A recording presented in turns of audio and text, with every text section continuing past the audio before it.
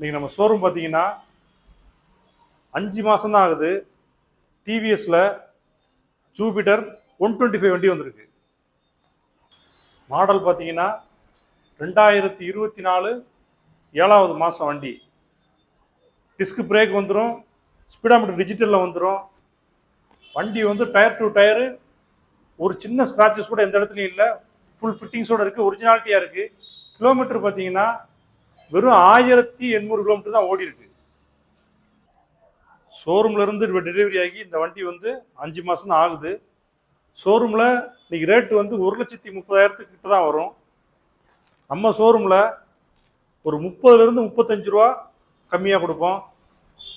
ஃபைனான்ஸ்னு பார்த்தீங்கன்னா ஒரு 15 to 20 ரூபா நீங்கள் கொண்டு வந்தாலே ஃபைனான்ஸ் போட்டுடலாம்.